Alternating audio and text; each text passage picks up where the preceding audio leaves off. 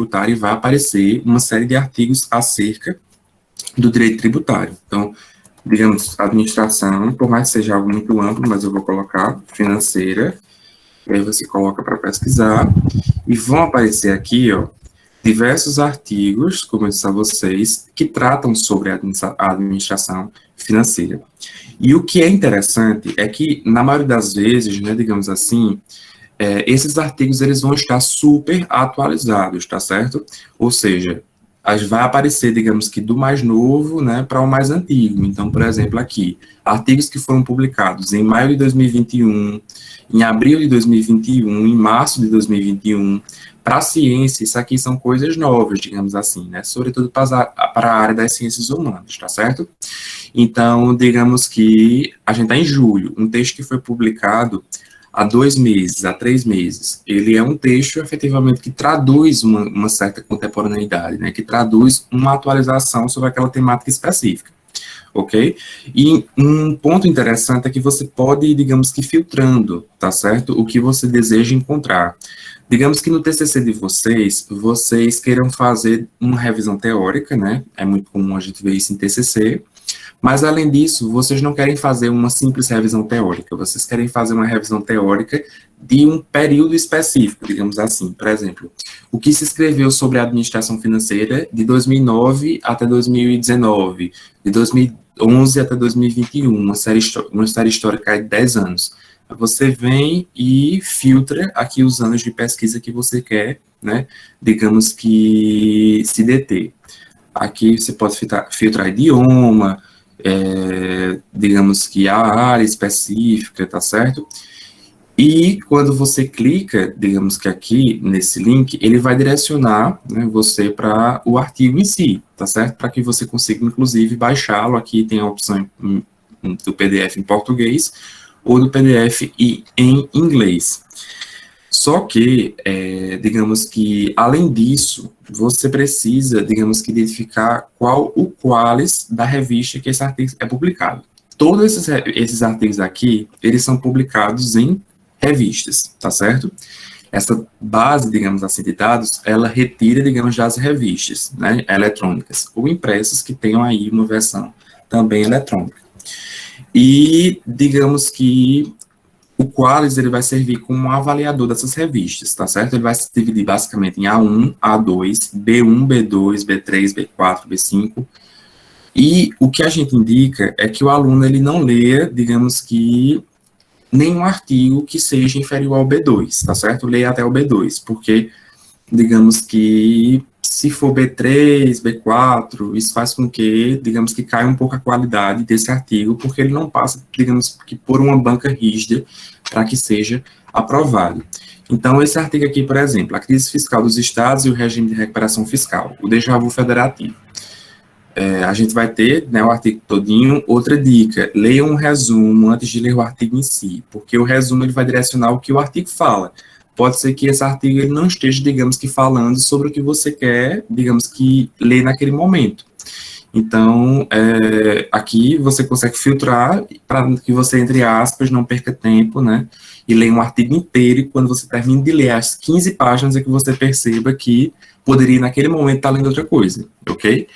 Então, o que é que você faz para, digamos que, ver a avaliação desse artigo, dessa revista? Você vem aqui, né, em plataforma, Sucupira, qualis, e você vai pesquisar, digamos que, em uma plataforma oficial do governo, qual a qualificação dessa revista, tá certo? Você seleciona o quadrinho 2013, 2016, ok? E coloca o nome da revista. Aqui a gente vai ter Revista de Administração Pública, ok?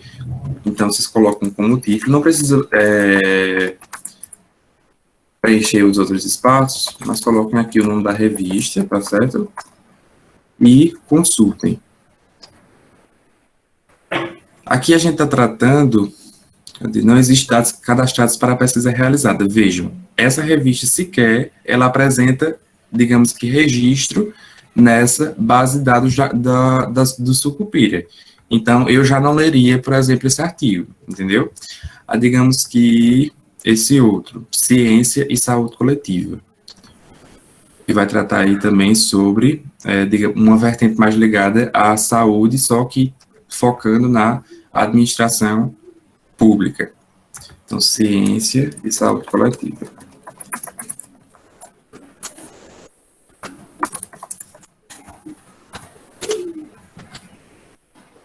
Consultar. Aqui, ó, vai aparecer, digamos que todas as áreas dessa revista, né, que essa revista se dedica, e a qualificação, a classificação, né, naquele banco de dados, digamos assim, que eu disse a vocês, né, naquela linha de raciocínio. E aqui, os artigos que são publicados nessa revista, Ciência e Saúde Coletiva, da área da administração pública e de empresas, ciências contábeis e turismo, que são a área de vocês, né, que é a área de vocês, ele tem a qualificação A2. Então, é um artigo, digamos, que vai ter, digamos, uma força argumentativa na área de vocês.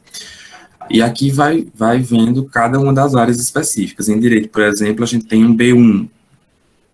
Aí, aqui, em zootecnia, C. Então, por exemplo, em zootecnia, essa revista ela não tem tanto aporte, tá certo? Então, basicamente, só para a gente começar aí a aula, eu queria dar essa dica aí para vocês. Geralmente, a gente deveria aprender isso em metodologia científica, né? Só que eu sei, porque eu terminei a graduação há pouco tempo, que isso não acontece. Então, eu queria falar isso com vocês aí, mas é isso. Vamos começar a nossa aula de hoje. Antes de a gente iniciar em si, digamos que o direito tributário, é interessante que a gente tenha algumas noções introdutórias acerca do direito, tá certo? Então, essas nossas primeiras aulas, a gente vai discutir algumas questões mais gerais acerca do que se entende por direito, tá certo? E aí, a gente vai, digamos que, adentrar no universo jurídico, né, no universo do que se entende por justiça, para depois, propriamente dito, a gente entrar, digamos que, já está esquecendo. Obrigado, viu, Elaine? Digamos que para depois a gente adentrar no universo do direito tributário. Começar a gravar. Pronto, iniciar a gravação. Bom dia novamente a todos e oficialmente. Vamos dar início à nossa aula 2, né? E como eu disse a vocês, nós vamos discutir algumas questões, né? Algumas noções introdutórias acerca do direito, porque eu acho interessante a gente fazer isso, para que a gente, digamos que, veja o amplo, para inserirmos, digamos assim, o nosso debate da disciplina de direito tributário, né? Digamos que onde essa disciplina, onde o direito tributário vai se localizar nesse direito, né? Nesse universo amplo de direito, no que se entende por concepção de justiça, ok? Então, retomando alguns pontos da aula anterior, na aula anterior, eu basicamente apresentei, né, o plano de curso para vocês, mas, além disso, eu passei um forms para vocês, né, digamos que um questionário para vocês, para que vocês respondessem alguns pontos, e o que eu destaquei, digamos assim, desse forms, foi a seguinte pergunta: o que você entende por justiça? Eu selecionei algumas respostas, tá certo? Não que existisse uma resposta certa ou uma resposta errada, algo mais certo, mais errado, mas eu respondi, digamos que selecionei algumas que trouxessem, né, digamos que alguns pontos novos no que diz respeito de uma para outra, né? Por exemplo, muitos termos ou ideias, eles se repetiam de uma para outra, então eu fiz digamos que essa seleção para que a gente possa discutir um pouco, ok? Mas sempre, digamos que as respostas estavam seguindo a linha de raciocínio sobre o que é correto de se fazer, o que, digamos que o Estado vê como adequado para, digamos que, gerir a sociedade, que seria essa ideia de justiça, de se trazer uma igualdade, até um termo que surge nas respostas de vocês e que eu acho que é super interessante, né, a ideia de equidade, tá certo? E aí a gente, a todo momento, precisa discutir, sobretudo no que diz respeito a essa disciplina de direito tributário, a diferença de igualdade para equidade, ok? Então, as respostas que eu selecionei foram basicamente essas, tá certo? Então, uma resposta que me chamou a atenção, né, que acho interessante a gente destacar, foi a seguinte: acho que está ligado com o que é correto, né, segundo as leis e que todos dentro da sociedade devem seguir. Então, um ponto que a gente tem aqui é que o correto, digamos assim, ele seria de acordo com uma legislação, tá certo? Nós podemos, digamos que, ter outros pontos de vista para julgar o que seria correto ou não, como, por exemplo, a moral. A moral em si, por mais que na maioria das vezes ela traduza uma lei, tá certo? Que ela sirva, inclusive, como aporte, né, para a confecção de uma lei, na maioria das vezes o direito e a moral, a ética em si, eles caminham juntos, tá certo? De mãos dadas. Só que há algumas coisas, digamos assim, que são condenadas pela perspectiva moral na sociedade, mas que na legislação, ou seja, no direito, não há nenhum tipo de punição para isso. Como, por exemplo, questões ligadas à traição em relacionamento em si. Por exemplo, vou utilizar um exemplo bem coloquial, tá certo? O famoso talarico, né, digamos assim. Você tem aí um amigo e esse seu amigo fica dando em cima da sua namorada ou seu namorado, né? E aí, moralmente falando, né, tem gente que acha isso é o máximo, né? Mas moralmente falando, isso não é tão bem visto, né? Você, digamos que vai contestar o Instituto da Amizade, o Instituto da Confiança. Nós vamos, inclusive, digamos que, colocar em xeque a personalidade ligada à confiança daquele indivíduo que é talarico. Estou utilizando até esse termo, que é bem coloquial, só para que fique bem claro para vocês, tá certo? E aí, o que é que acontece? Digamos que, e isso moralmente falando, né, seja algo que não é bem visto, só que não há nada na legislação que impeça, digamos assim, né, essa prática, né? Então, digamos que nós vamos ter uma perspectiva moral, né, na sociedade do que é certo ou o que é errado, e muitas vezes a legislação, ela vai pegar esses conhecimentos, né, da moral, né, para criar a legislação, né, para criar as leis, e para dizer o que seria errado ou certo do ponto de vista do Estado, ou seja, do ponto de vista da justiça, tá certo? Mas nada, digamos que nos obriga a tudo que é considerado na sociedade como um erro moral, digamos assim, ou uma amoralidade, uma imoralidade, ser traduzida como um crime, digamos assim, tá certo? Então, eu achei interessante essa ideia de se falar no correto segundo as leis, e também no que diz respeito ao dever da sociedade seguir, digamos que essas leis. Então, digamos assim, que haja uma compulsoriedade, em que a gente assina um contrato, e a gente vai ver mais à frente isso, inclusive, né, como se a gente assinasse aí um contrato social, tá certo? No momento que a gente nasce, que, portanto, se torna, né, um ser social, um cidadão, e a partir da assinatura tácita desse contrato, a gente precisa, digamos que, agir de determinada forma, né, aos olhos do Estado, para que a gente não tenha, digamos que, um critério punitivo, ok? Então, digamos que existiria uma força coercitiva que nos obriga a agir de acordo com as leis. Outra resposta. Entendo que seja algo para se ter confiança e neutralidade, onde todos são tratados da mesma forma e com o mesmo julgamento. Então, a gente tem dois termos interessantes aqui, que são o de confiança e o de neutralidade, ok? Então, é como se a gente transpusesse, né, digamos assim, a gente passasse esse nosso poder de resolução de conflitos para o Estado, e que a gente, nessa transposição, existisse uma situação de confiança, ou seja, eu confio que o Estado vai ter o melhor para mim, ok? E que, ao mesmo tempo, esse Estado ele vai ser, digamos que, imparcial, ou seja, ele vai ter uma neutralidade para me tratar da mesma forma dos outros, tá certo? Para não beneficiar um em detrimento dos outros. Só que isso, em determinado momento, começa a ser, digamos que, contrariado um pouco no que diz respeito à diferença em si do que seria igualdade e do que seria equidade, tá certo? Igualdade seria, basicamente, aquela máxima, né, que surge lá na Revolução Francesa, né, ali no Iluminismo, né, de que todos nós deveríamos ser tratados da mesma forma, independente, né, das nossas características, das nossas condições, etc. Isso começa com o tempo a ser, digamos que, colocado em xeque, a ser discutido, de que algumas pessoas, elas precisariam, digamos que, de um plus, tá certo? De algo a mais, para conseguirem, digamos que, chegar próximo de outras, tá certo? Sendo bem coloquial, explicando para vocês. E eu não sei se vocês já viram essa imagem, mas é uma imagem super interessante, eu deveria ter colocado, inclusive, nos slides, tá certo? Mas é uma imagem que vai traduzir, digamos que, o que seria mesmo, né, a equidade, que são três, digamos que, pessoas tentando assistir um jogo de futebol, né, por trás de um muro.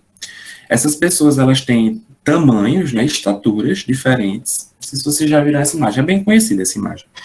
E aí, digamos que para assistir esses jogos, dois dessas pessoas vão precisar de caixotes, digamos que para subir e para conseguirem enxergar, tá certo? Enquanto um não vai precisar, tá certo? Tem um ali que é maior, tá certo? Então, ele em pé, ele consegue ver sobre o muro tranquilamente.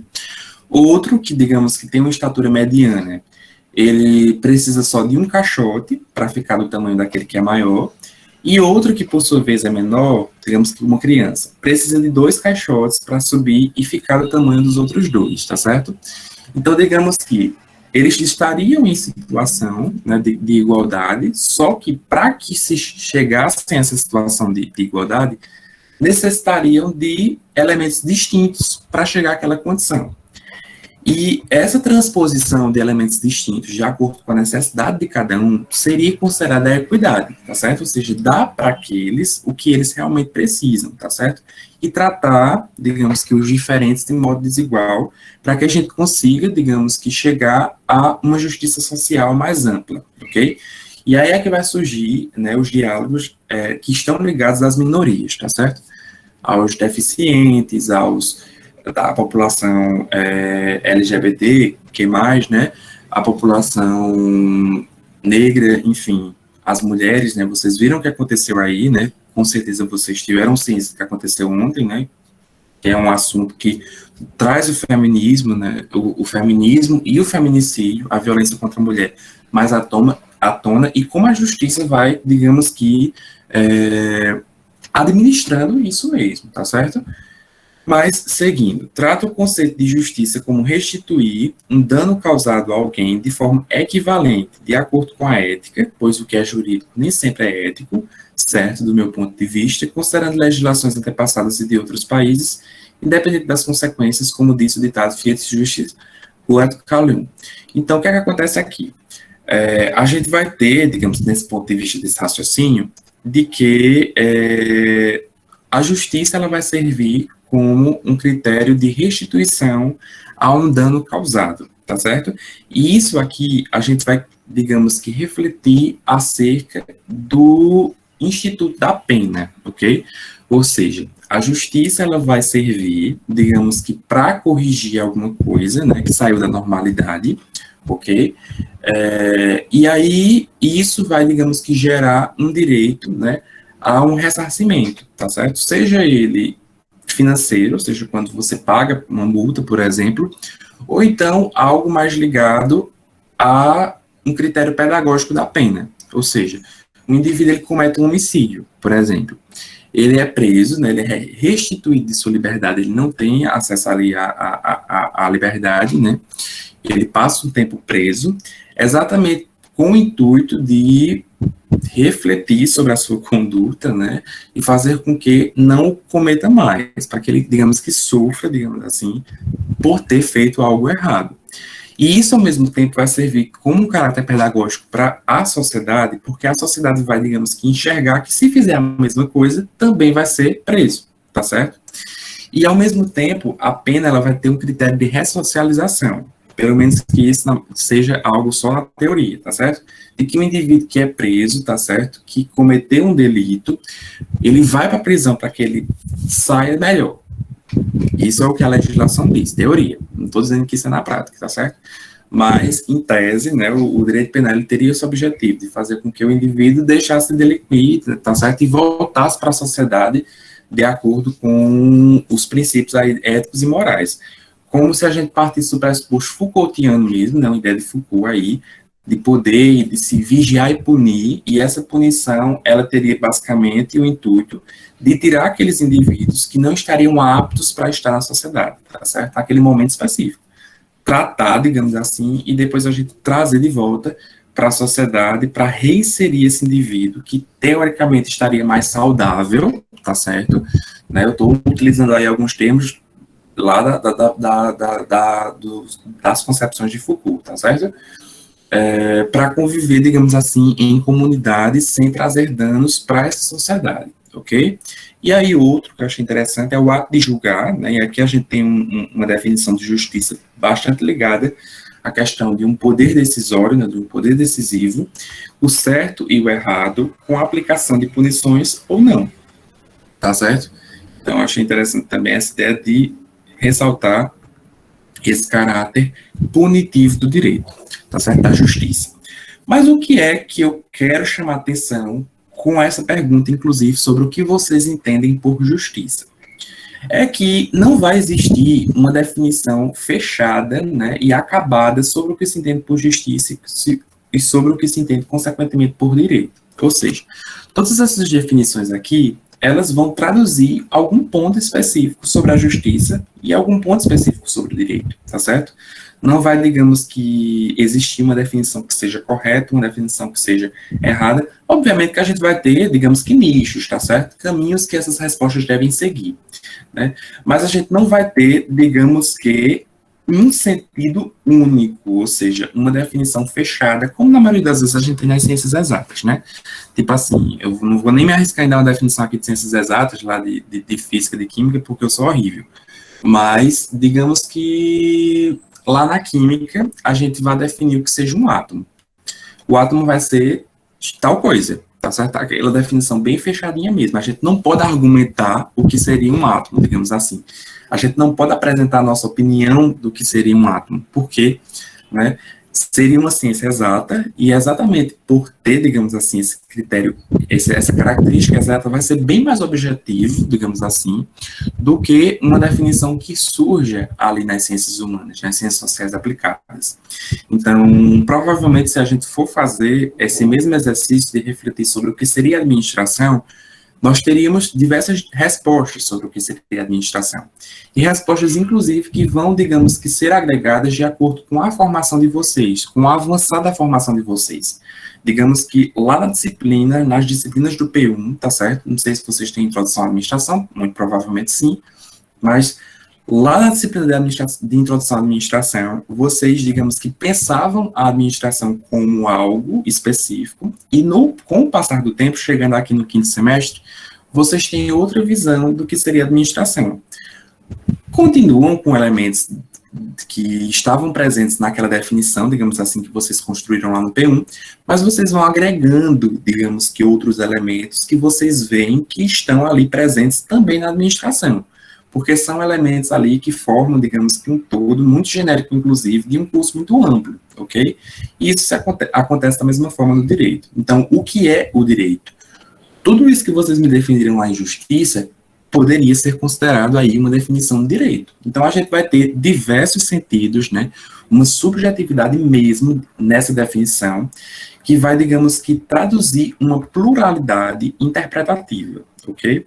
E o que seria essa pluralidade interpretativa mesmo? Lembrem aí de língua portuguesa, o que é o plural? Vários, tá certo? Digamos que mais de um. Então, a gente vai ter várias formas de se interpretar o direito, inclusive de acordo com a área em que nós estamos, digamos que, lidando dentro desse universo chamado direito. Então, vai existir uma definição ali para o direito, se eu for levar em consideração o direito penal, aquele direito de punir, aquela ideia de ressocialização, né, de um crime existente, tá certo? Em contrapartida, eu posso ter outra concepção totalmente diferente de direito se eu for, digamos que, focar no direito tributário, no direito administrativo, no direito econômico, porque eu vou ter uma perspectiva mais financeira, tá certo? Então, eu vou ter mais uma perspectiva ligada a se gerir as leis que estão ligadas à questão de impostos, à questão de organização administrativa mesmo do país, né, organização econômica, né, de traduzir essa ideia de sistema capitalista. Então, de acordo com essa concepção, é que eu vou, digamos que, ter aí margem para interpretação, né, do direito, de acordo com a área em que eu estiver, inclusive, me dedicando para estudar naquele momento específico. Tá certo? Mas eu trago aqui uma definição importante, não uma definição não, mais uma reflexão no que diz respeito a isso, que diz o seguinte: o direito faz parte dos conceitos controvertidos porque a sua definição está vinculada a ideias filosóficas que possuem forte carga emotiva e em relação às quais não é fácil obter um acordo. Então, basicamente, né, essas definições, elas vão ter uma forte carga, né, digamos que ideológica e filosófica, tá certo? Ou seja, vão traduzir subjetividades e vão mudar de acordo com o tempo, tá certo? Ou seja, vão estar ligadas à concepção histórica. Se a gente for analisar, tipo, a sociedade do século XVIII, do século XVII, provavelmente eles tinham uma concepção de justiça, de direito, totalmente diferente do que a gente tem hoje, tá certo? Se a gente for analisar lá na Grécia Antiga, né, em Atenas, como a gente vai ver daqui a pouco, essas ideias do que se entende por justiça, aí tem alguém pedindo para entrar.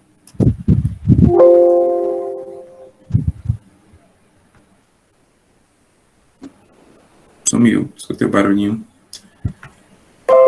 Mas, enfim, se a gente for entender, inclusive, essa concepção de justiça que a gente vai ter lá, agora que voltou de novo, lá na Grécia Antiga, não está aparecendo, tá? Eu escuto o barulho, mas não aparece aqui. Tentei entrar pelo institucional, porque pelo institucional não precisa aceitar.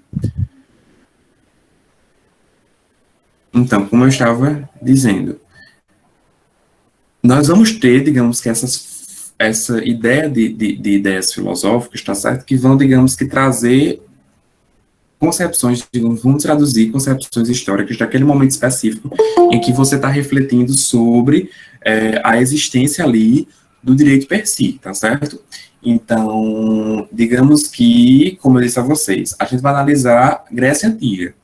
Lá na Grécia, a gente vai ter uma concepção totalmente diferente do que seja justiça, do que seja acesso à justiça, do que hoje. Por quê? Porque lá na Grécia, por exemplo, na Grécia Antiga, a gente tinha, digamos que, uma concepção diferente, inclusive, de quem seria cidadão. Porque o cidadão, o conceito de cidadania, ele estaria muito restrito àquele indivíduo ali que tivesse nascido na Grécia em si, que tivesse, digamos que, uma linhagem puramente grega, e que grande parte, inclusive, daqueles indivíduos que viviam ali na Grécia, eles não se adequavam, digamos assim, a esse conceito de cidadania. Então, por mais que a gente tivesse uma democracia, digamos que, inclusive, que serve como respaldo para o que a gente tem hoje como democracia, né, o conceito de cidadania, ou seja, de quem, digamos que, teria direitos, era algo muito restrito.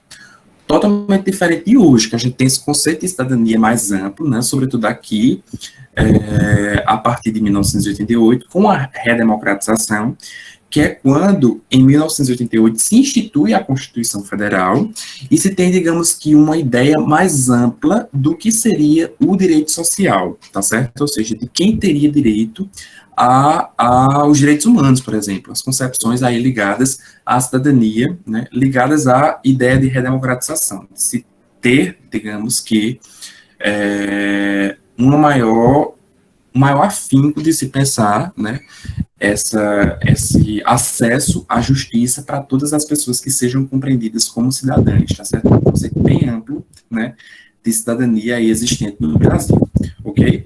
Mas um dos pontos interessantes aqui que a gente destaca é que nós vamos ter, né, nessa ideia aí de justiça, uma relação às quais não é fácil obter um acordo. Por quê? Porque quando a gente fala em direito, né, nesse surgimento do direito na sociedade, na vida das pessoas, a gente sempre tem que partir do pressuposto de que existe uma situação de conflito, tá certo? Na maioria das vezes vai existir, não vou falar sempre, mas vai existir uma situação de conflito. E o que seria o conflito, tá certo? É como se fosse uma situação que foge da normalidade, ok? De acordo com as relações sociais dos indivíduos, tá certo? Então, a gente vive em sociedade, e por viver em sociedade, a gente convive diariamente com outras pessoas. Seja no nosso relacionamento, sei lá, casei com alguém, vou conviver com outra pessoa. Tenho um filho, vou conviver com esse meu filho. Tenho um vizinho, vou conviver com esse meu vizinho. Vou trabalhar, vou conviver com o meu patrão, com meus colegas de trabalho. Vou para a faculdade, vou conviver com os meus colegas de turma, com o meu professor. Vou dirigir, vou conviver com as outras pessoas que estão no trânsito. Então, a todo momento, a gente está convivendo com outros indivíduos. Em uma situação, teoricamente, de normalidade. E o que seria essa situação de normalidade? Eu vou para a universidade, assisto minha aula tranquilamente, volto para casa, não aconteceu nada de errado. Digamos que eu julguei aquele meu dia como um dia normal. Mas tenha sido um dia ruim, não sei o quê, nada de, digamos que anormal, que pudesse ser já um conflito, aconteceu. Mas digamos que você vai para a UEPB, você vai para a UEPB de carro, tá certo? Você vai dirigindo para a UEPB, e aí quando você está saindo da UEPB, né, você está manobrando ali seu carro de frente à central, você bate em outro carro, tá certo? Então, aquela situação de normalidade, ela já deixa de existir, porque aconteceu alguma coisa que, digamos assim, não estava previsto para o seu dia, ok? E aí vai ensejar o quê? Um conflito. Ou seja, você pode, inclusive, ter aí dificuldade para solucionar quem é que estava certo, quem estava errado, naquela relação específica de trânsito, ok? Em uma relação mais pessoal, você tem ali um contato com seu vizinho, tá certo? E aí, digamos que da meia-noite, seu vizinho começa com som alto, fazendo uma festa. Então, a situação de normalidade era o quê? O seu vizinho fazer silêncio, você conseguir dormir tranquilamente. A situação de anormalidade vai ser exatamente o quê? O seu vizinho ligar o som alto e você provavelmente discutir com ele. Então, vai surgir aí uma situação de conflito. E na maioria das vezes, digamos que esses conflitos não são fáceis de se chegar a um acordo, ou seja, de se chegar a uma solução por parte dessas pessoas que estão envolvidas. Então, digamos que você bate lá no carro, voltando, por exemplo, lá da UEPB, você bate no carro de alguém que estava ali estacionado, ou que iria passando, e que você diz o seguinte: olhe, eu estou certo porque você estacionou errado, e o outro diz, não, você veio para cima da minha vaga, não sei o quê. Então, nós vamos ter olhares distintos do que seria esse correto, tá certo? E é nesse momento que a gente vai procurar a justiça, ou seja, vai procurar o direito e o Estado, para que o direito, partindo desse pressuposto, inclusive, de neutralidade, né, utilizando o termo que foi utilizado na definição de vocês, para decidir quem, digamos, que está certo naquela situação de impasse, naquela situação de conflito específico. Né? E isso vai acontecer também nas relações mais íntimas, tá certo? Então, por exemplo, digamos que você se casa com alguém, né, com o intuito, né, de viver feliz para sempre, né, por mais que, como diga aí na música de KCL, que o para sempre sempre acabe, mas digamos que quem se casa não se casa pensando em se separar, né? Você se casa pensando em construir um futuro com aquela pessoa, construir uma vida com aquela pessoa, na maioria das vezes é dessa forma. E aí acontece alguma coisa, quando você começa a conviver com aquele indivíduo, você vê que ele não era daquela forma que dizia ser no namoro, né? É uma pessoa totalmente diferente, a convivência mostrou isso, né? E aí você decide se separar, ok? Você decide pedir divórcio. Só que você construiu uma série de bens com aquele indivíduo, né?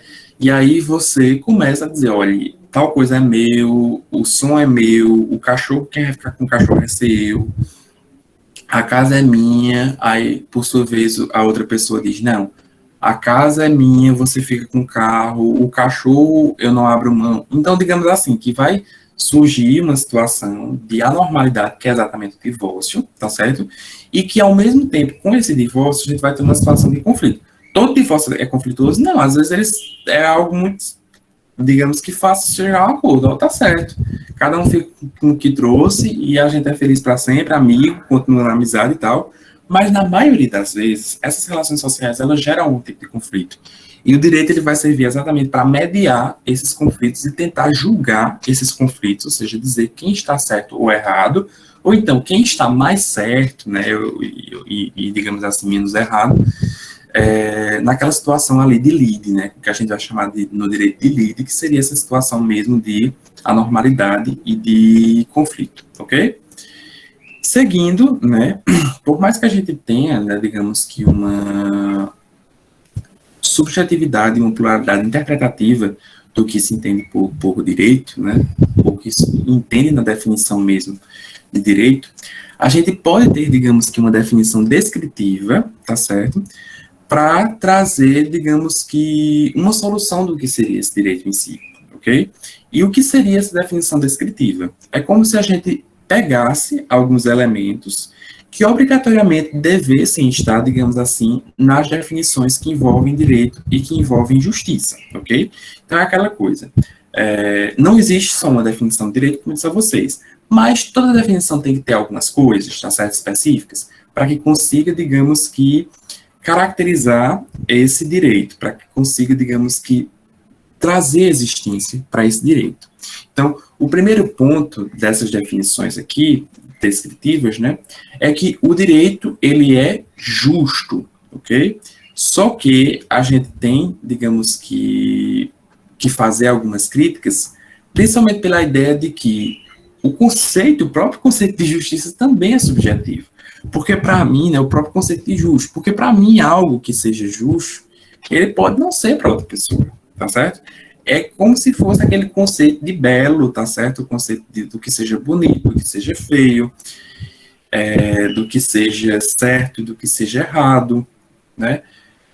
Imagine aí, você está conversando com uma amiga sua, aí a sua amiga diz o seguinte, né? Olha, eu tô namorando com um carinha. E aí, a primeira coisa que você faz, né, como um curioso, é perguntar o seguinte, manda uma foto, quem é? Né? Quem é? Não, tu não conhece, né, fulano, senhor? Manda uma foto. Assim que você manda uma foto, aí ela já diz, mas ele pessoalmente é mais bonito, né? Porque você efetivamente diz, caramba, que cara feio. Esse conceito de bonito e feio vai ser subjetivo, vai mudar de acordo com a pessoa. Pode ser que a sua amiga ache o cara mais lindo do mundo, mas você acha ele feio. Da mesma forma, isso vai acontecer no que se entende por justo e sobre o que se entende por injusto, sobre o que se entende por certo e sobre o que se entende por errado, tá certo? Porque isso, inclusive, vai trazer uma carga, né, preliminar das nossas vivências, tá certo? Das nossas tradições, dos nossos modos de ver a vida, tá certo? Então, o direito ele vai, digamos que, traduzir esse certo ou esse errado, mas digamos que, por existir essas diversas concepções do que seria certo ou errado na sociedade, ele vai precisar, digamos que, codificar, ou seja, colocar por escrito o que seja errado ou certo, exatamente para tentar fugir dessa subjetividade, tá certo? Então, é como se fosse o seguinte, olha, na sociedade, várias pessoas vão achar que algumas coisas são certas e outras são erradas. Vem o Estado e, digamos que, arremata isso, tá certo? Decide o que é certo e o que é errado para o direito, tá certo? Para a justiça. E coloca isso numa lei. Então, a gente abre uma legislação, abre o Código Penal, por exemplo, e vai estar lá no Código Penal dizendo que é crime, tá certo? Então, o que seria, digamos assim, do ponto de vista punitivo, injusto, tá certo? Ou seja, do ponto de vista criminal, o que seria errado, certo? Então, é aí que surge essa ideia de se codificar para que a gente comece a trazer, digamos assim, pontos de vista mais objetivos para o que se entende por direito, ok? O segundo ponto dessa definição descritiva é a ideia de que o direito é aquilo que alguém pode fazer exercendo uma faculdade, exigindo uma prestação ou então se omitindo de fazer algo, ou seja, uma omissão. Então, imaginem aí, né, que nós estamos em um país em que o voto ele não seja obrigatório, ok? Então, exercer o direito de voto, por exemplo, seria uma faculdade, então seria algo opcional. Então, o direito ele pode se manifestar também aí como o exercício de uma faculdade. Todavia, a gente tem aqui também a exigência de uma prestação. Então, digamos que vocês são administradores de uma empresa, né, como o serão daqui a algum tempo, e aí você, digamos que fecha um contrato com o cliente, né? Ou então que você fecha um contrato com um empregado, né? Um empregado daquela sua empresa, ou daquela empresa que você administra, você vai exigir daquele contrato uma contraprestação, tá certo? Por exemplo, se for um contrato de trabalho, você vai exigir que o indivíduo trabalhe ali de acordo com as concepções, com os princípios da sua empresa. Se for, digamos que um contrato de compra e venda, você vai, digamos que, prestar um serviço, ou então vender um produto, e você vai exigir uma prestação, que seria o quê? O pagamento daquele serviço, ou o pagamento daquele produto específico, ok? Então, digamos que vão existir aí relações entre pessoas que vão gerar obrigações, responsabilidade civil, ok? Ou seja, uma responsabilidade de fazer, de pagar, tá certo? De se ter uma prestação, ok? Ou então, digamos que, exercício de uma omissão. Quando você diz o seguinte, olha, eu estou contratando, tá certo? Você como meu empregado, mas eu quero contratar você como dedicação exclusiva. Ou seja, você só pode trabalhar na minha empresa, certo? Um contrato de trabalho que exige isso, até pela carga horária. E aí, digamos que você faz com que o funcionário se omita de prestar serviço, assistência para outros tipos de empresa, inclusive no ramo do seu, tá certo? Então, seria aí uma ideia de omissão. Ou então, por exemplo, quando surge uma lei que proíbe você de fazer algo, por exemplo, a lei do silêncio, né, que vai dizer, digamos que dizer que você não pode estar escutando música alta depois já à noite. Então, isso aí é um exercício de uma omissão. Você não pode fazer aquilo, digamos assim. O direito como estudo das normas jurídicas, né, que é a ideia de que o direito seria uma ciência, ou seja, a ciência tributária, a ciência administrativa, a ciência econômica. Eu faço direito, eu sou professor de direito, então o direito mesmo como ciência, e o direito como um conjunto de normas que vão objetivar, regulamentar o comportamento das pessoas na sociedade, que seria, digamos que, a definição mais, digamos que, aceita e mais completa, que é esse conjunto de normas que vai surgir no Estado, né, no país específico, e que por conta disso vai servir para dizer às pessoas como elas devem agir e como elas devem se comportar, ok? Seguindo. Mas, além de ter, digamos que essas definições aí mais descritivas, mais amplas, a gente começa a ter algumas definições mais sólidas. E aí eu queria discutir com vocês algumas dessas definições mais sólidas. Mas me digam aí, pessoal, tá dando para que vocês entendam? Tá dando para vocês entenderem o que eu estou discutindo até agora? Tá bom o ritmo? Me dê aí um feedback, por gentileza. Tá sim. A minha única dificuldade é que minha internet tá terrível. Aí muitas vezes paralisa aqui, mas como tá gravando, Pronto. depois eu vou ver novamente. Depois eu disponibilizo a gravação, tá certo? Mas é a internet dela mesmo ou é a minha? Porque às vezes é a minha que tá travando. Tá ok aí ou não? Porque às vezes é a minha que tá com falha e A minha tá normal. Tá, ótimo. Então tá certo. Então vamos seguindo, pessoal. Depois aí, quem não conseguir assistir a gravação. Algumas definições mais sólidas, tá certo? Ou seja, eu vou trazer aqui alguns autores, digamos assim, alguns pensadores que se dedicaram em trazer definições mais fechadas do que seria mesmo o direito, tá certo? E a gente se remonta, né, a um passado muito longínquo, que seria, por exemplo, dos clássicos da filosofia, tá certo? Quem seriam esses clássicos? Né? Os três porquinhos aí da filosofia clássica, que seria Sócrates, Platão e Aristóteles, tá certo? Sócrates, ele estava ali mais no só sei que nada sei, aquela ideia de ficar mais falando, ter uma filosofia aí mais falada, mas começa, digamos assim, a Platão a ter coisas mais escritas, digamos assim, né, que era um discípulo de Sócrates, não deixava de ser, mas que vai trazer, digamos que, reflexões escritas, né, que de forma, né, vão ser traduzidas, digamos assim, de geração a geração, né, vão, digamos que, se perpetuar no tempo, né, e em algumas das obras de Platão, como, por exemplo, a Politeia, que seria a República, e Nomoi, que seria as leis, a gente teria, digamos que, uma definição, né, algumas reflexões sobre o que seria o direito. Então, Platão vai associar diretamente a ideia de direito, né, na busca de se ter uma justiça, ou seja, de se ter o que é o certo, né, ou seja, definido como regra que indica o justo. Então, o direito, ele se, digamos que, preocuparia em se saber o que seria justo ou injusto, ou seja, o que seria errado ou correto.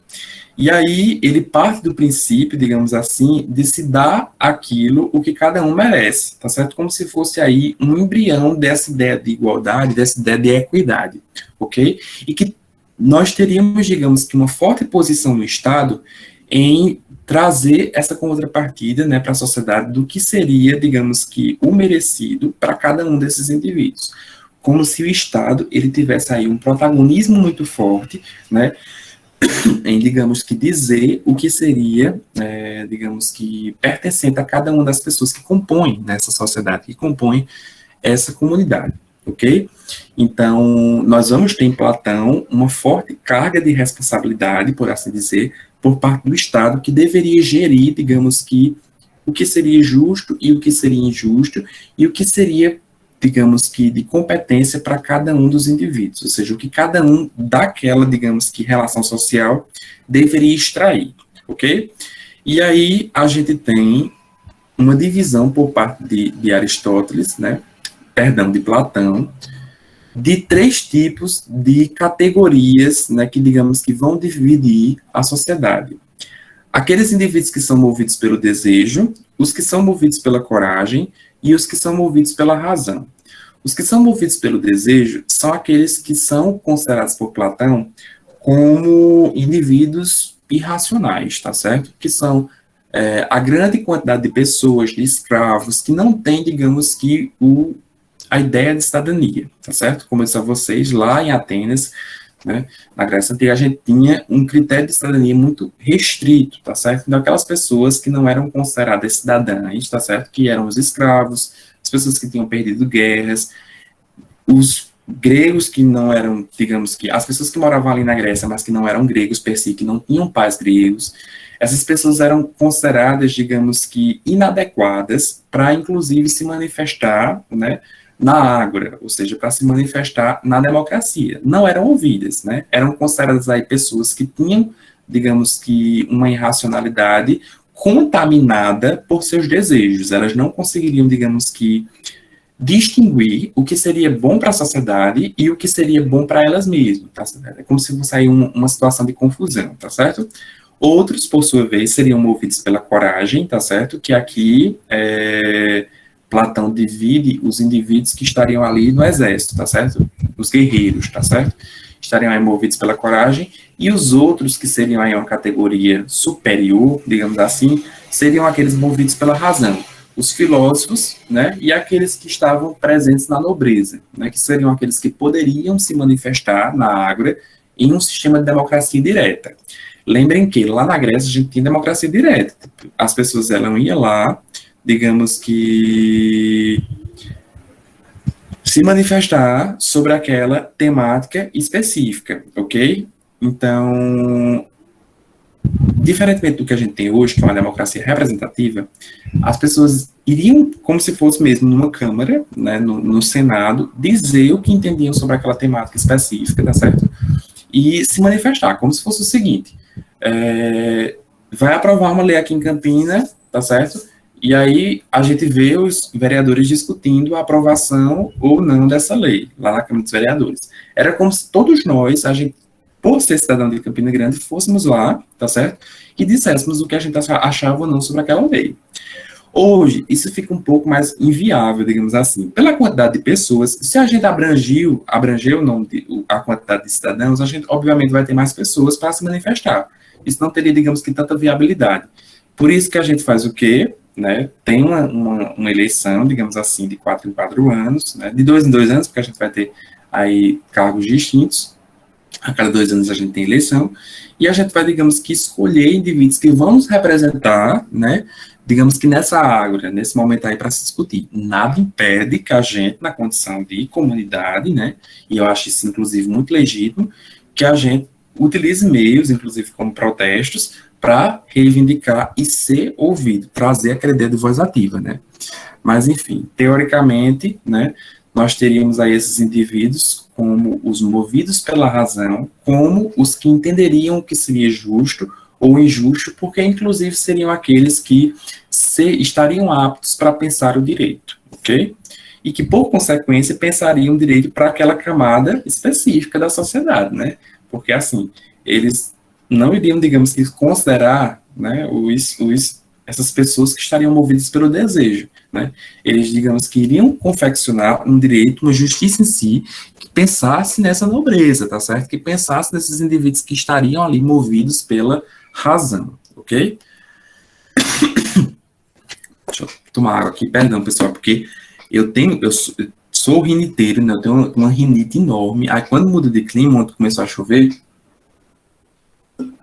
hoje já amanheceu frio, aí eu perco logo minha voz. Tá certo? Tô aqui morrendo porque perco minha voz, fico tossindo, passei a madrugada tossindo, e aí a gente imagina logo, né, que é Covid. Eu acho que a pessoa que tem rinite, desde que começou essa pandemia, que ela se pergunta, né, e aí, é alergia ou Covid?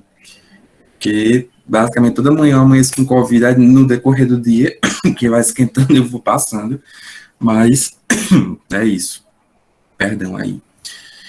E aí, né, a gente sai de Platão para Aristóteles, né, que no livro, né, na sua obra Ética Nicômaco, também vai trazer algumas discussões a respeito do que seria, né, esse direito, essa justiça, né, que ao mesmo tempo também vai trazer uma forte influência, né, do Estado como, digamos que, um organismo, né, uma entidade que vai definir o que seja o direito, né, inclusive devendo empregar o critério da justiça, ou seja, que além de dizer o que é o direito, vai dizer quais são os critérios para se adquirir esse direito, para se chegar a esse direito, ou seja, quais são os critérios que vão formar o que se entende por justiça.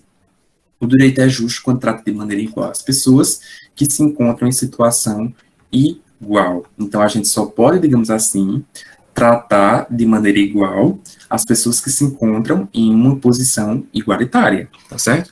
Por isso que aquela ideia, aquele debate de meritocracia, tá certo? É tão, digamos que, colocado, né, em crítica, colocado em xeque, porque, né, por muitas vezes essas pessoas que teoricamente são tratadas como igual, na verdade não são. Por isso que eu, particularmente, sou a favor das cotas, tá certo? Né, em universidades, porque se a gente for ver uma educação, né, de nível básico, não sei se aqui algumas pessoas estudaram em escola, provavelmente, né, porque é 50% vagas de universidades públicas e 50% de universidades, de escolas privadas. E aí, a diferença é exorbitante de uma para outra, tá certo? E aí, digamos que exigir uma meritocracia de que todos seriam iguais seria algo bem complicado de se fazer, porque nós não teríamos, digamos que, pessoas em situação igualitária. Ah, mas é muito bonito, quem quer se esforça, não sei o quê, mas, né, totalmente diferente. Por exemplo, uma prova de inglês, eu costumo sempre usar esse exemplo. Uma prova de inglês, tá certo? Uma etapa aí de uma seleção que aprova que tem uma prova em inglês. Aí a gente tem um indivíduo que fez curso de inglês desde que nasceu, tá certo? Nos cursinhos de inglês, que tinha efetivamente uma aula de inglês aí de qualidade, né, na escola, fez intercâmbio, tinha todo acesso ao material, tinha acesso à internet para estudar, e em contrapartida a gente tem aquele indivíduo que via uma vez por semana uma aula de inglês de 40 minutos numa escola pública, né, que faltava aula de coisas, digamos que mais necessárias, de português, e tá entendendo? Tem como a gente tratar de forma igual, né, essas pessoas ou não, né? Então, vejam aí essa sensibilidade que já existia ali na filosofia de Aristóteles, né, e que vai, inclusive, trazer as ideias de duas igualdades específicas. A aritmética, né, que é a justiça comutativa, né, que seria aquela que surge através dos contratos ou então dos danos, tá certo? De um a um, ou seja, eu vou construir um contrato e através desse contrato é que eu vou, digamos que, ter responsabilidades específicas que vão, inclusive, tratar aí sobre a igualdade dessas pessoas que fazem parte desse contrato, inclusive trazendo responsabilização de acordo com os danos que possam advir desse contrato, e a igualdade geométrica, tá certo? Que seria uma justiça distributiva, tá certo? Que seria aí uma distribuição de encargos e honrarias, digamos que para pessoas específicas de acordo com o seu valor pessoal. E aí que surge, né, pontos inclusive ligados à desigualdade, tá certo? Porque não era qualquer pessoa que receberia essas honrarias. A gente teria aí de acordo com um valor pessoal. Aí vocês já acham que seguindo a linha de raciocínio aqui, tá certo? De Platão, dessa divisão aqui, desses três grupos, quem seriam esses indivíduos que receberiam essas honrarias de acordo com o valor pessoal? Esses terceiros aqui, né? Talvez esses segundos aqui, de acordo com o resultado das guerras, mas, com certeza, esses aqui movidos pelo desejo, não. Então, a gente além de tudo que existia ali, né, do próprio conceito excludente de cidadania, a gente teria ainda, digamos assim, através dessa igualdade geométrica, né, um ponto de vista de maior desigualdade. E aí é que surge, né, pelo amor de Deus, né, sempre critiquem e pensem de modo crítico, a ideia de que era realmente o berço da democracia, era algo que revolucionou a ideia de cidadania, mas, como eu disse a vocês, era uma democracia extremamente restrita, um conceito de cidadania que se aplicava a pouquíssimas pessoas, tá certo? E a gente não pode levar ao pé da letra essa democracia, tá certo? A democracia que eu me refiro aos tempos, né, aí da Grécia Antiga.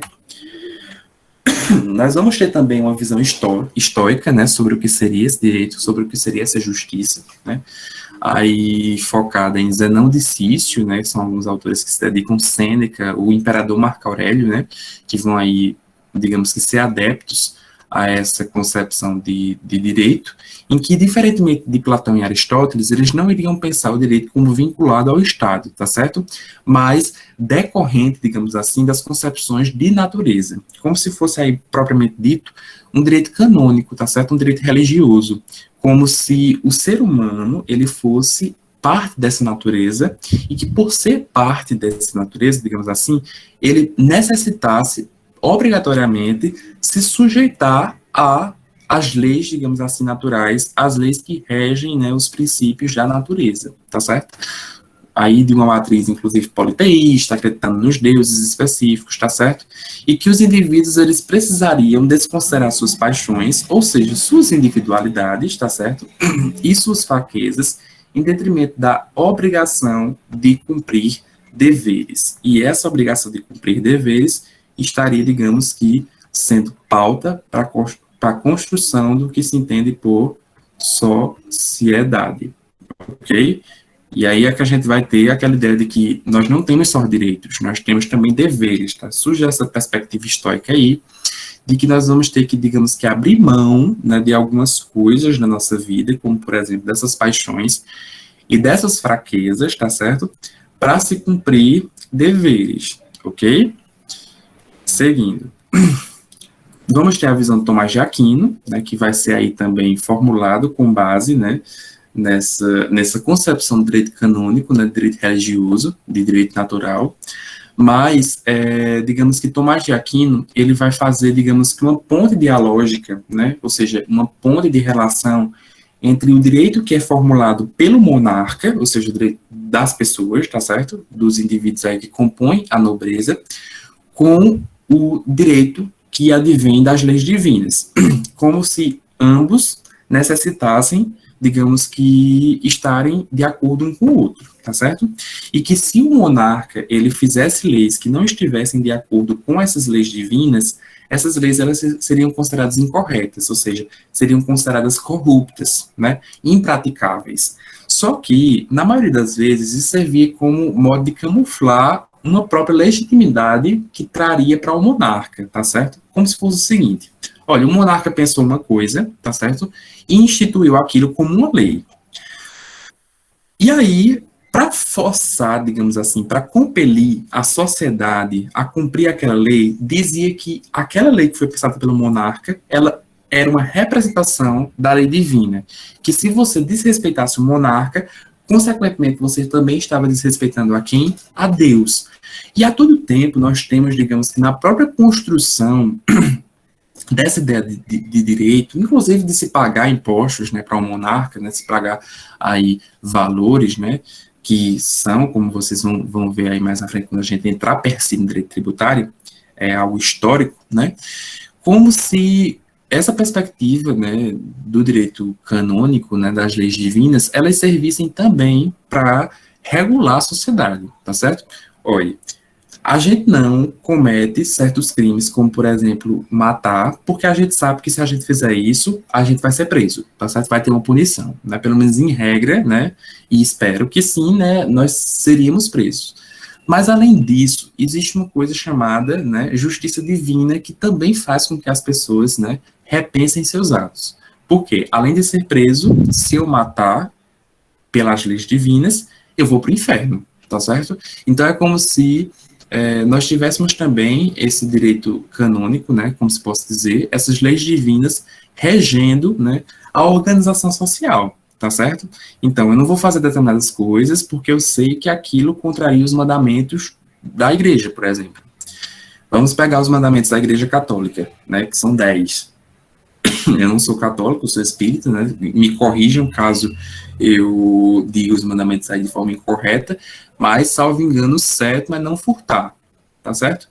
Se eu for lá no Código Penal, eu vou ter, digamos que, o crime de roubo, de furto, né, presente, né, vai estar tipificado como algo injusto, né, como algo incorreto pela perspectiva legislativa das leis de Estado, mas, além disso, eu vou ter isso também como um pecado, tá certo? Como um mandamento religioso, que se eu não cumprir, né, eu vou, digamos que, pecar e que, consequentemente, isso vai me prejudicar no que diz respeito ao alcance da paz eterna, né, da vida eterna.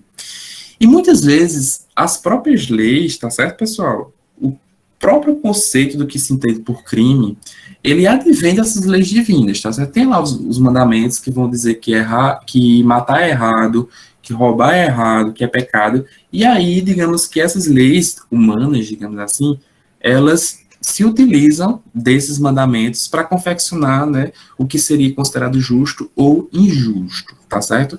Mas sempre pensando aí que na concepção de Tomás de Aquino, esse direito, ele iria estar dialogicamente o tempo todo relacionado com a ideia de legislar do príncipe, né, com a obediência às leis divinas. Aqui o príncipe, a gente pode até fazer um ponto com Maquiavel, né, na responsabilidade do príncipe e, ao mesmo tempo, da legitimidade que o príncipe tem em governar uma sociedade específica, né, de ter, digamos assim, uma comunidade que estaria, né, apta, digamos assim, a respeitar o poder, né, os poderes do príncipe, ok? Seguindo, a gente vai ter Hobbes, né, no livro, na sua obra, sobretudo, Leviatã, que vai dizer que, antes da criação do Estado, né, vão existir aí direitos naturais de cada pessoa, ou seja, antes mesmo de se dizer o que é direito, nós já nascemos com direitos, né, direitos que estão, digamos que, implícitos na nossa própria condição de ser humano, né, de pessoa, de indivíduo. Todos nós nascemos com esses direitos, tá certo? E esse direito, ele vai resvalar, digamos que, numa liberdade da gente fazer o que a gente quer fazer, tá certo? O que nos vem como desejo, no que nos vem como interesse, tá certo? Aquela ideia de livre-arbítrio mesmo, vamos fazer o que a gente quer, eu posso fazer tudo o que eu posso, tá certo? Só que Hobbes constata que esses direitos, digamos que, infinitos, sem limitações, ilimitados, eles trariam, digamos que, um grande número de conflitos, tá certo?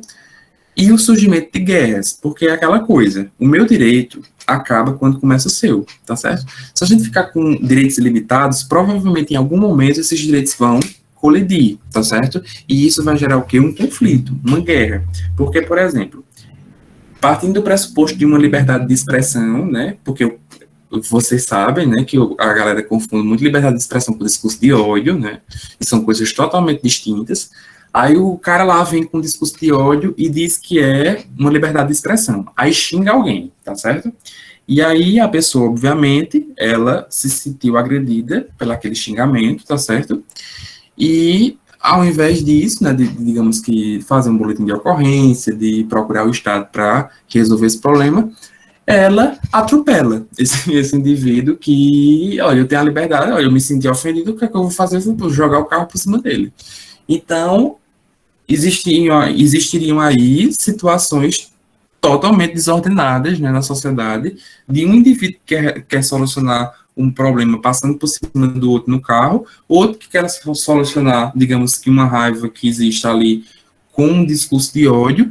Então, digamos assim, que essa liberdade que a gente tem sem pressupostos, ela vai ser, digamos que, perigosa, tá certo? E aí, o que é que Hobbes diz? Que para solucionar essa questão de conflitos, né, de guerras, a gente teria o contrato social, que seria o seguinte: no momento que a gente nasce, a gente, digamos que, abre mão desse nosso direito ilimitado, né, de ser quem a gente é, e aceita, digamos que, uma submissão ao Estado. Como se a gente, no momento que a gente nascesse, a gente, teoricamente, tacitamente, né, implicitamente assinasse um contrato com o Estado e dissesse o seguinte: olha, eu nasci, tá certo? Eu vim como, eu reencarnei aqui como ser humano nessa vida, e eu vou, digamos que, seguir os preceitos, os ditames que nos são impostos pelo Estado, que me é imposto pelo Estado. Então, o Estado vai estar ali como organismo, né, supra, digamos assim, ali acima, que vai, digamos que, regular todas essas minhas concepções, ok? Rousseau vai seguir também aí essa linha de raciocínio, né, de Hobbes, mas vai, digamos que, analisar uma situação de desigualdades e injustiças sociais muito forte, né, inclusive focando a ideia de propriedade privada, né, que digamos que vai aí surgir aquele debate que a gente tem, inclusive, no marxismo, né, de exploração, né, de opressão, de uma galera aí que ocupa certas posições sociais, que vai ser considerados como os opressores, né, que vão explorar, digamos, através dessa propriedade privada, os chamados de oprimidos, tá certo? E aí, Rousseau fala acerca, né, de um pacto social independente em que nós traríamos, digamos que, um maior protagonismo para a ideia de povo, tá certo? Aquela galera lá, que para Platão, estaria, digamos que, sendo movidas pelo desejo, elas também teriam direito, né, de serem incluídas no Pacto Democrático, de acordo com Rousseau.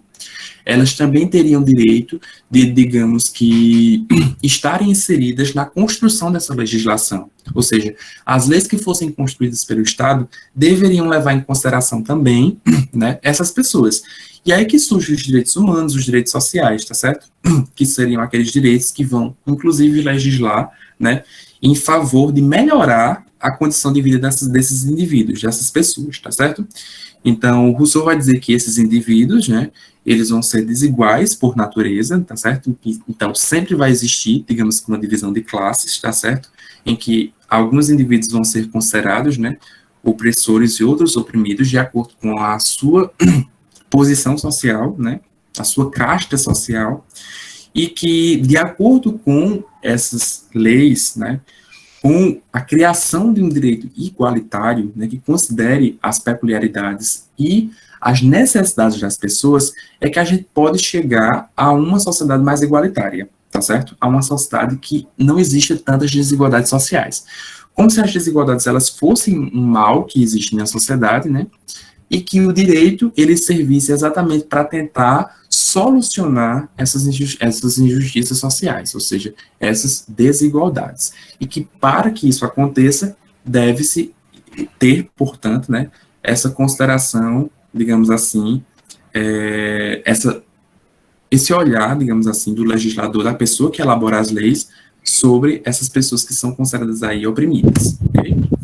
Kant, né, que para mim é um dos filósofos aí favoritos, ele vai, digamos que, trazer a ideia de obrigação moral muito forte, né, que além de cumprir as leis estatais, a gente precisa, digamos que, se obrigar a ter uma vida correta dos ditames morais, né, a moral e a boa conduta, né, ser um cidadão de bem, não gosto nem desse termo, mas, enfim, essas concepções aí de moral, e digamos que a moral e o direito, eles vão caminhar juntos, né, de mãos dadas, mas, ao mesmo tempo, eles vão se distinguir em alguns pontos, né, pela ideia de coação e motivação das ações que estariam ligadas ao direito, tá certo? Porque é o seguinte, quando a gente vai para a moral, como eu disse a vocês, você pode cometer uma coisa que não seja moralmente aceita, mas que não é crime, como, por exemplo, uma traição, tá certo?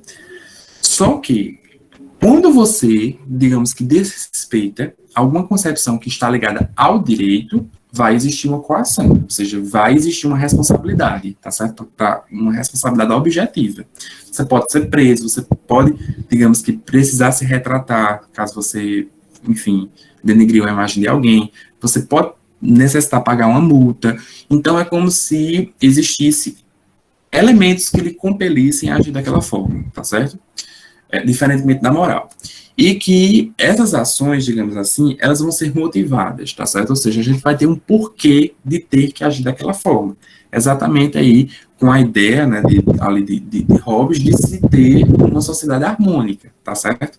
A gente tem, por exemplo, leis de trânsito para que a gente consiga, digamos que, viver bem ali no nosso direito de ir e vir, tá certo? Imagine aí um centro de Campina Grande no sábado e meio-dia sem semáforo, né, sem leis de trânsito.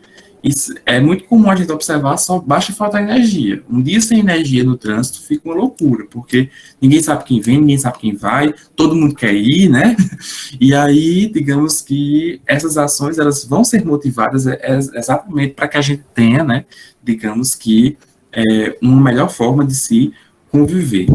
E Kant vai eleger o que se chama de regra de ouro, né, o que é muito conhecido como hiperativo categórico, que tem, inclusive, uma máxima aí, que bebe, inclusive, da religião, que é aquela ideia de que nós não devemos fazer o que não gostaríamos que fizessem conosco, né? Ou seja, a gente não faz com o outro o que a gente não gostaria que fizessem com a gente. Isso aí é o imperativo categórico de Kant, tá certo? E aí, através disso, a gente vai ter imposição de quê? De limites, tá certo? Que é exatamente isso que o direito faz, conciliar a liberdade de cada um de acordo com a liberdade dos outros, tá certo? Tipo, eu tenho minhas liberdades, sim, tá certo? Não estou dizendo que não, Kant não disse que não, mas ao mesmo tempo preciso saber que o outro também tem liberdade, que o outro tem direito. E que a minha forma de agir, né, precisa ser respeitada, digamos assim, precisa respeitar, aliás, o outro, e precisa, né, também ser respeitada pelo outro, né, como se fosse aí uma situação mútua de respeito em que as pessoas, elas têm essa concepção, né, de que, digamos que há, efetivamente, né, uma relação de convivência harmônica em sociedade, tá certo? E aí surge também, pela perspectiva kantiana, o que se chama de direito cosmopolita, tá certo? Isso aqui está bem em voga atualmente, que é a ideia de se construir uma cidadania universal, de que, além de vivermos em um país, digamos assim, né, em uma nação, como, por exemplo, Brasil, ou morar na França, morar na Alemanha, nos Estados Unidos, na Grécia, nós vamos, digamos que, fazer parte de uma cidadania universal, ou seja, de um mundo, e que todo mundo vai ser, digamos assim, todas essas pessoas que moram no mundo, né, todos os seres vivos, todos os seres humanos, eles vão, digamos que, ter uma cidadania extra-estatal, ou seja, extra sua nação. Nós somos brasileiros, sim, mas antes disso nós somos cidadãos do mundo. E por conta disso, todas as nações, elas deveriam ter digamos que, relação de cooperatividade. E é isso, inclusive, que Kant faz para argumentar o direito de hospitalidade por parte dos imigrantes, tá certo? Muitos teóricos, inclusive, eu tenho até um artigo escrito sobre isso, que vai discutir a questão da hospitalidade universal, pelo ponto de vista kantiano, dos refugiados venezuelanos, por exemplo, aqui no Brasil. De que o Brasil, né, digamos assim, ele teria a obrigação de aceitar esses venezuelanos aqui, tá certo?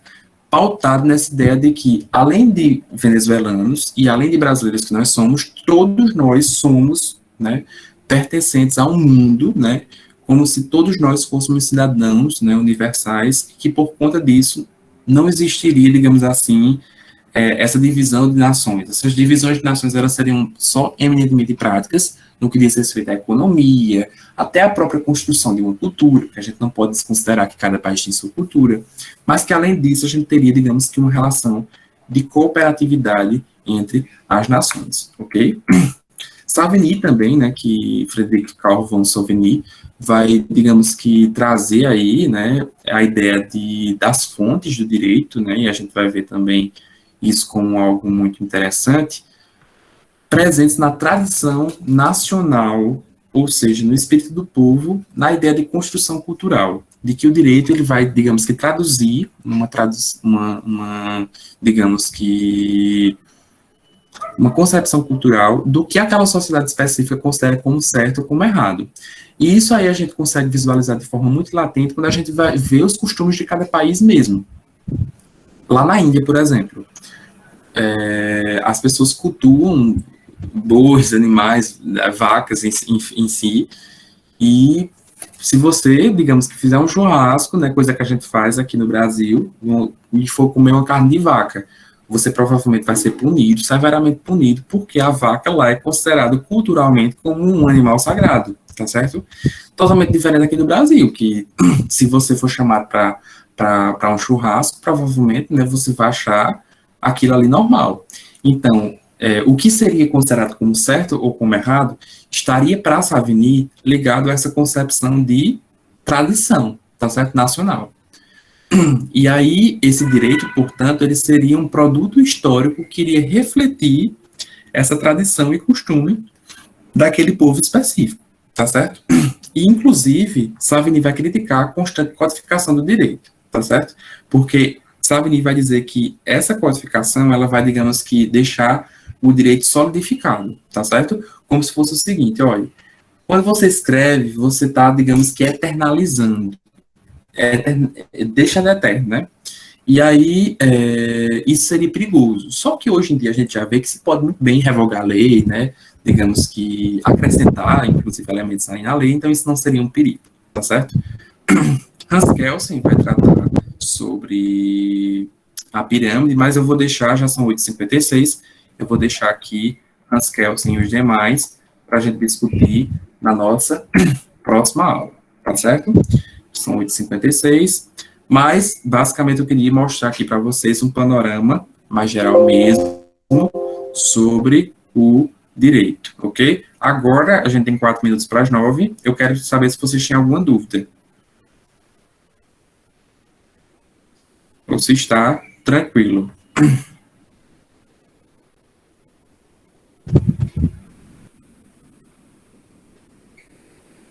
Ou vocês estão dormindo?